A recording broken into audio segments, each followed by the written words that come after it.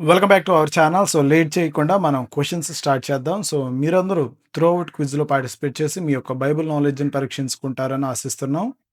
Christmas సిరీస్లో 31st question, మరీకి నిశ్చితార్థమైన వ్యక్తి ఎవరు? సో మరీ మాతకి నిశ్చితార్థం ఎవరితో అయిందన్నది ఇక్కడ క్వశ్చన్. ఏ Zechariah, B యోసేఫు, C Marda, D దానియేలు. సో కరెక్ట్ ఆన్సర్ని కింద కామెంట్ బాక్స్లో కామెంట్ చేయండి.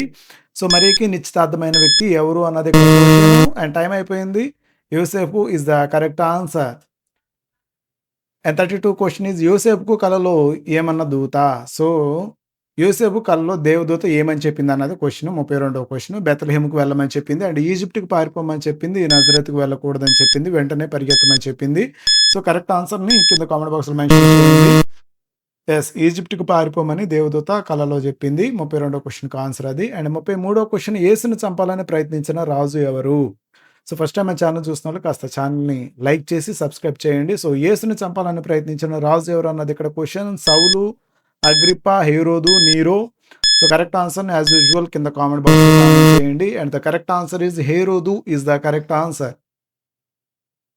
అండ్ 34th క్వశ్చన్, యేసు పేరుకు అర్థం ఏమిటి? సో యేసు అను పేరుకు అర్థం ఏమిటి అన్నది ఇక్కడ క్వశ్చన్. ప్రేమామూర్తి, న్యాయకుడు అండ్ రక్షకుడు, బలవంతుడు.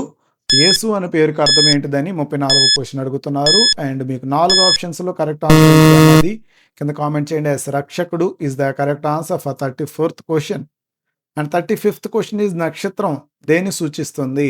సో నక్షత్రం దేన్ని సూచిస్తుంది అంటే కరువును సూచిస్తుందా, వర్షాన్ని సూచిస్తుందా, యుద్ధాన్ని సూచిస్తుందా, లేదా రాజు పుట్టాడని తెలియజేస్తుందా? సో నక్షత్రం దేన్ని సూచించింది అన్నది ఇక్కడ క్వశ్చన్. ఎస్, రాజు పుట్టాడు is the correct answer. And 36th question, యేసు బెత్లెహేంలో పుడతాడని చెప్పిన ప్రవక్త ఎవరు? సో యేసుక్రీస్తు బెత్లెహేంలో పుడతాడని చెప్పిన ప్రవక్త ఎవరు? యెషయా ప్రవక్త, మీకా ప్రవక్త అండ్ ఇర్మియా ప్రవక్త అండ్ యెహోషువ. సో వీళ్ళలో ఎవరు యేసు బెత్లెహేంలో పుడతాడని చెప్పారు? అండ్ కరెక్ట్ ఆన్సర్ ఇస్ మీకా ప్రవక్త is the correct answer. And 37th question, హేరోదు నుండి తప్పించుకోవడానికి కుటుంబం ఎక్కడికి వెళ్ళింది? సో హేరోదు రాజు నుంచి తప్పించుకోవడానికి యోసేఫు మరియా ఎక్కడికి వెళ్ళారు అన్నది క్వశ్చన్. రోమ్ నగరానికి, ఈజిప్ట్ నగరానికి, నజరేతుకు, యెరూషలేముకు. సో 37వ క్వశ్చన్కి హేరోదు నుంచి తప్పించుకోవడానికి ఈజిప్ట్కి వెళ్ళారు. అండ్ 38వ క్వశ్చన్, దేవదూతలు కాపరులను ఏమన్నారు? సో దేవదూతలు కాపరులను ఏమి చెప్పారన్నది, దేవదూతలు ప్రత్యక్షమవగానే కాపరులకు ఏమి చెప్పారన్నది ఇక్కడ క్వశ్చన్. అండ్ శిక్ష, ఆనంద వార్త, యుద్ధం, కోపం. సో దీంట్లో ఏది చెప్పారు?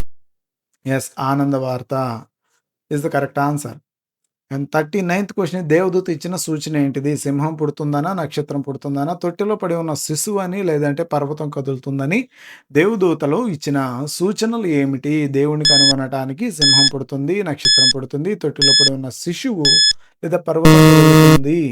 ఎస్, తొట్టిలో పడి ఉన్న శిశువును మీరు చూచెదరు అని చెప్పేసి హింట్ ఇచ్చారు. అండ్ 14th క్వశ్చన్ ఈజ్ యేసు జననం గురించి కాపరులకు చెప్పింది ఎవరు?